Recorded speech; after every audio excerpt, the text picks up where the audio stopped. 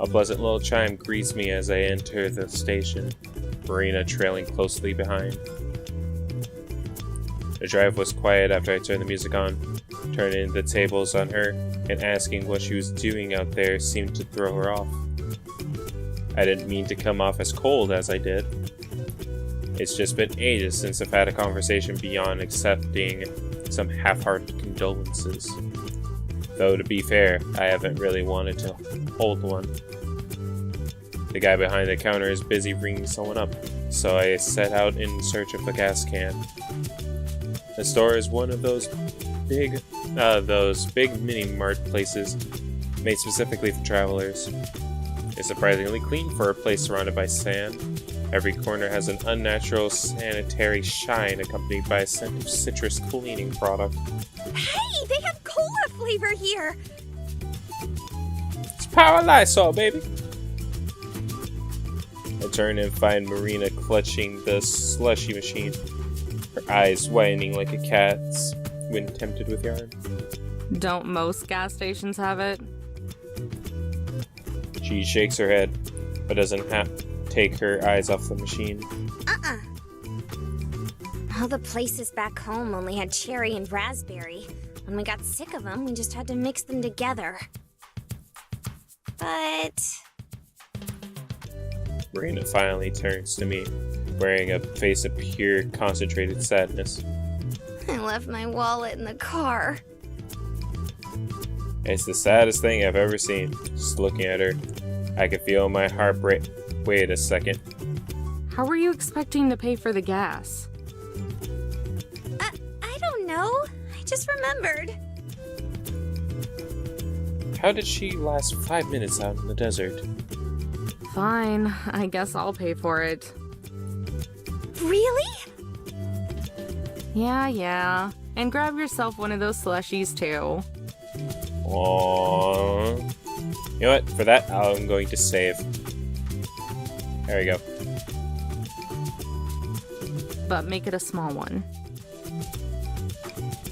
Her pure, concentrated sadness melted into pure, concentrated happiness. You're the best, Amber. And don't you forget it.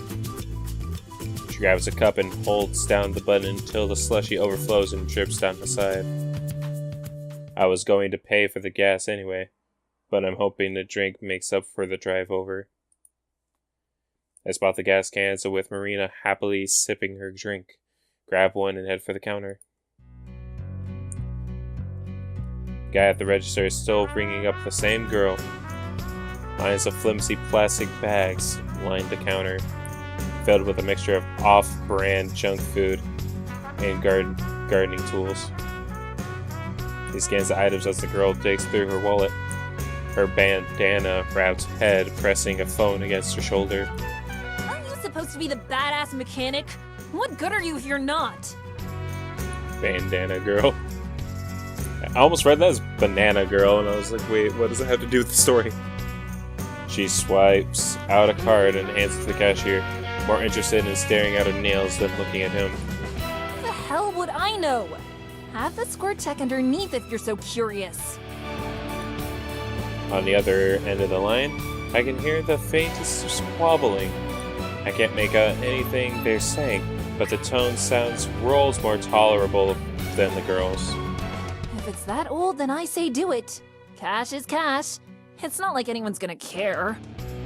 You better not take as long as last time, though. I'll be waiting for you slackers outside. The girl slaps her phone back into the crevices of her dangerously unzipped jumpsuit. With little clothing she has on underneath, looks like it's going to burst from the slightest movement. Not my type, especially with the personality, but it's hard for me to do anything other than stare. The attendant reaches out to help with bags, but the girl snaps them away before he can. She shoots him with a heated glare that burns straight through the man and into the wall behind him. Turning around, the girl looks at us for a second before rolling her eyes and marches out the door, the bags weighing her down as they nearly scrape the ground. Yeah, definitely not my type. Good luck. Marina and I set the can and nearly empty slushie on the counter. Will that be all? Yeah, sorry for more boring than that other girl. The attendant hacks out a dry cackle and scans the gas can. He flicks his oily ponytail behind his shoulder and then rings up Marina's drink. Been a lot of folks passing through and stocking up the past few days. It's been a good change of pace. I'm guessing that's why you girls are here too. Marina eases in towards the counter, nudging herself tightly between me and the rack, her hands creeping over to the slushie. For what? I'm just heading out to California. California! If I don't end up driving myself insane first. You mean you don't know? The attendant freezes, forgetting about the scanner in his hand. Blinding red light beams from all onto my chest. About what? Why, the treasure. Marina's hands stop just shy of grabbing the cup. Treasure? The clerk's chubby face morphs into a grin. You telling me that you girls haven't heard of the treasure in the journal? I have. I frown, embarrassed. Marina looked at the floor again, her cheeks flushed red. I guess she's always just this forward. Oh, well, I heard about it on the news. It's kind of why I drove down here. You drove out into the middle of the desert for treasure? Sorry, but you've lost me. Not just any treasure, Missy. The miner's treasure. He says it like that should clarify what he meant. I stare at him. He stares back. Marina sips the last dregs of her slushie. You honestly don't know. Not a clue. Are you gonna change that? A little feisty, ain't you? Not really. Just have stuff to do. Fair enough. A little while back, some folks were going through all the trash in their garage. As fate would have it, they came across an old journal. Turns out the thing belonged to their great-uncle. Or maybe it was their great-grandfather. I don't know. Some dead old man. I cut him off with a cough. A polite hint for him to either go on with it or quit his yammering. Despite apparently knowing all this, Marina continues to stay focused with rapt attention. Sometimes her drink makes that annoying slurping sound again. Sorry. I'll try keeping it short. Anyway, after flipping through it, they found out that he'd struck it rich during the gold rush. If he struck it rich, then wouldn't the family know about it? They'd have to be pretty well off, right? Oh, I can answer that. He went back home to Missouri without any gold and told all his friends he hid it. By now, the slushie is all gone. Marina tries for one last sip. While all that's sucked through the straw is air, she peers down into the cup, blows out a small sigh. No one believed him, though. I raise an eyebrow. If even this girl knows about it, then I must be more out of the loop than I thought. Well now, looks like Sister here has been doing her research. Mm-hmm. The attendant leans into the counter and smirks. Story goes, he wanted to eventually move his family out west and dig his gold back up along the way, but kicked it before he could. He slides his thumb along his neck and makes a cheesy sound effect to go with it. Marina giggles, but I just keep staring. The folks that found the journal ended up selling it to some hotshot publishing house. Now everyone wants to retrace his steps and find the treasure. shipments have been selling like hotcakes. Just got ours last week. He points to a rack of identical books sitting by the door. A sign hanging above it reads, "Treasure of the Desert, a miner's journey. Take part in a new gold rush." Yeah, that'll stick in people's heads. And people are really buying into this? Sure are.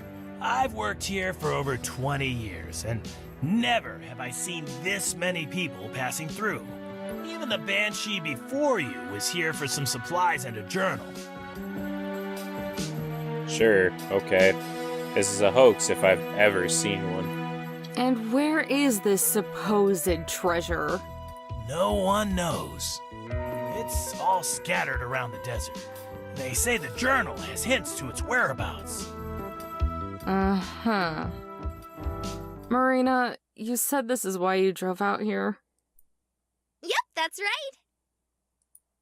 But you don't really believe the treasure exists, do you? Sure I do. She pauses to think. At least, I want to. But wouldn't it be super cool if there was treasure? Sure, it would be cool. But there's a good chance there isn't. And even if there were, do you know where to start looking? No, not really. I never got that far. I don't even have a copy of the journal. She lowers her head, like she knows there's a good chance what I'm saying is true. But I have to try. Her voice is soft and quiet. But there's a faint glow of determination behind it. Makes me feel ashamed for scolding, but the idea that she dropped everything for treasure is insane. To her credit, she did a little research, but that's cancelled out by driving into the desert without a full tank of gas. She wasn't prepared at all. The people who care about her must be worried sick. I barely even know her, and I'm worried. Aw, don't be too hard on her, Missy. After all, who could resist a good treasure hunt? He looks to Marina, gives a big, gummy grin, courtesy of his missing teeth. Ain't that right, sister? Marina springs back into a smile of her own. That's right! Rolling my eyes, I reach into my pocket and pass some crumpled bills to the clerk. Yeah, well, I'll believe it when I see it. He shrugs and stuffs the cash into the register, though now I'm just paying for the tank in an empty cup. I pocket the change. I give a casual wave for the exit. That should be enough. Good enough, thank you. Marina follows through, though a bit more animated, waving her arm like a fan as she says goodbye. Oh, and sister? Yeah? You go ahead and take one of them journals. Free of charge. Really? Marina lights up like a firecracker and bounces up and down like she's a kid again. Yup. Oh, wow! Thanks, mister! And woof. In one swift motion, she swipes one of the remaining books off the rack. So fast that I swear my eyes are skipping frames. Hey, Amber! Look! He gave me one for free. Yeah, I see it. I tune out her chatting and nod as we walk out the parking lot so we can finally get the fuel. The attendant shouts one last thing, his voice fading behind the glass of the closing door. Good luck on your trip. Da-da-da-da-da-da-da-da-da. Desert people are weird.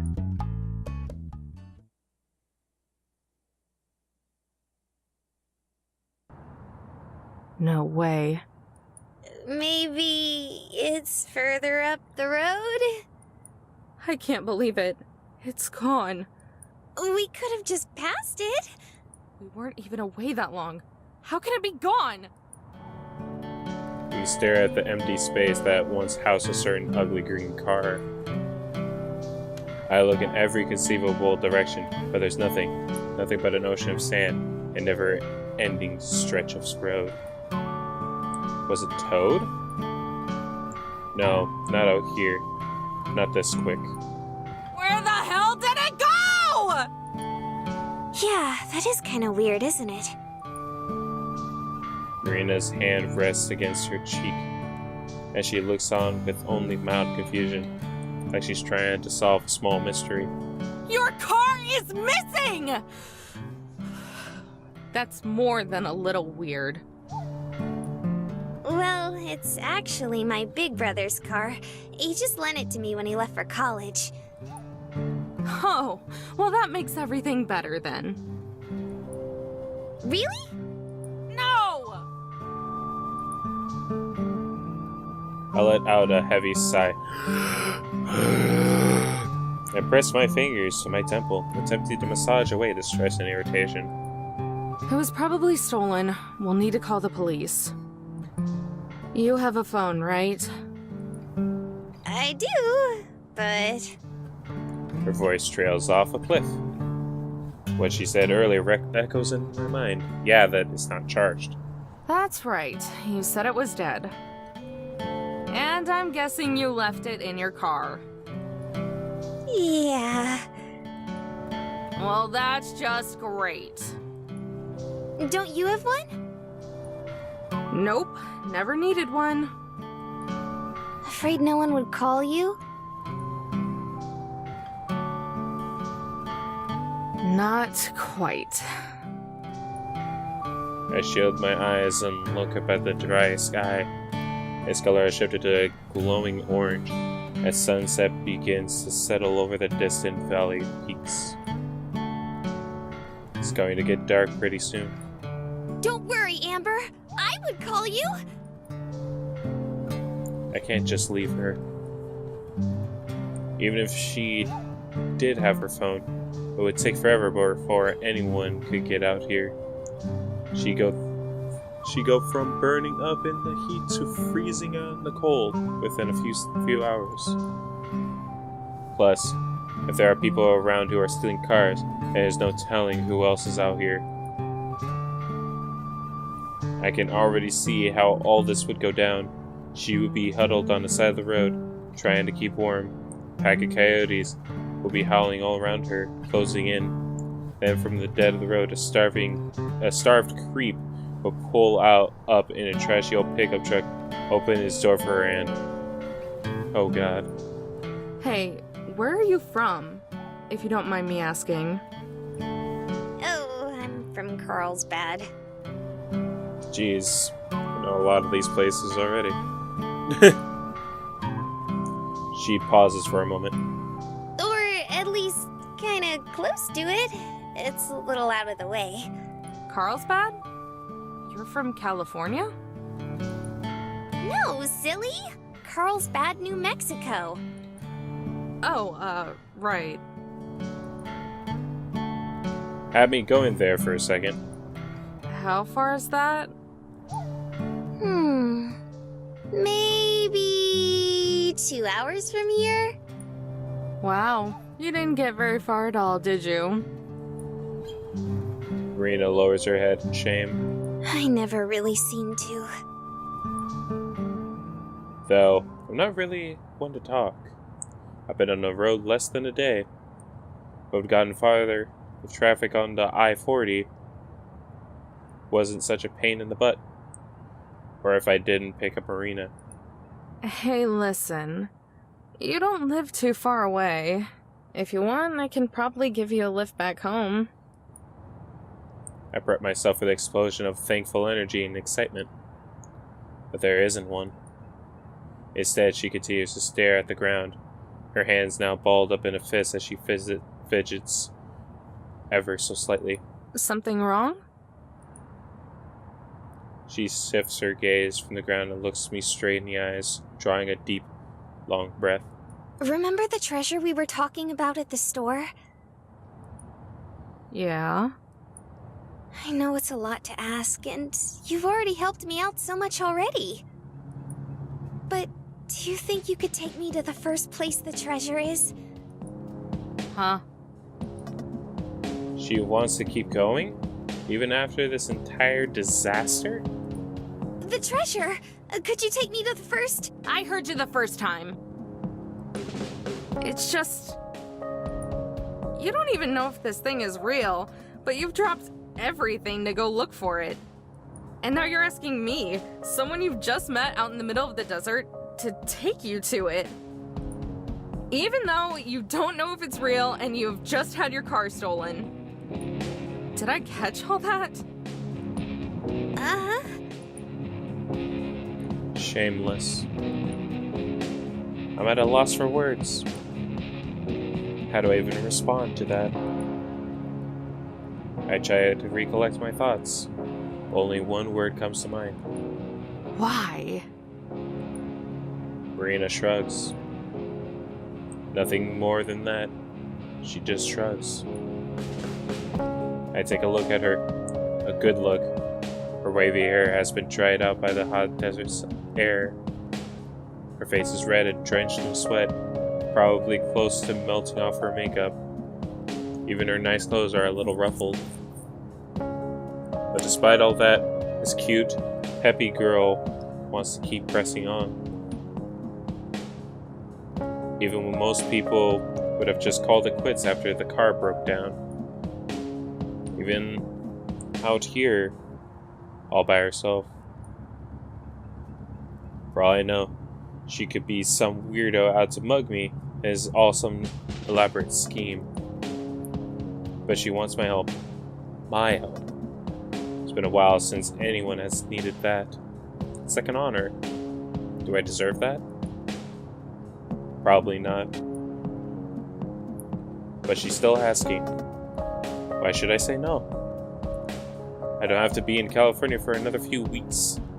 And isn't that why I'm taking this trip? To see the sights? For him?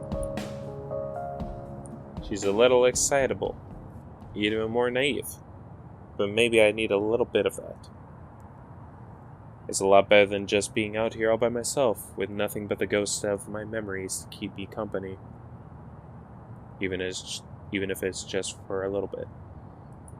A little while. Why the hell not? Hop in. For real? Yeah, for real. But only until the first location. After that... Breath is forced out of me by the sharp impact of Marina tackling my stomach. A warm but damp sensation wraps itself tightly around me. A dead weight snuggles up against my chest. Thank you, thank you, thank you, thank you, thank you! What are you doing? I'm hugging you, silly. My cheeks grow warmer with each passing second. I try to wiggle my way out, but she stays lashed on, her grip getting tighter and tighter. Marina, please. You're all sweaty. Sorry. I'm just super happy. Now I'm thinking about it. Marina sounds familiar. I don't know where I've heard this voice. I'm gonna look it up later. She unlatches herself, letting me clear my throat and recollect myself. Anyway, let's get inside. I'm burning up out here.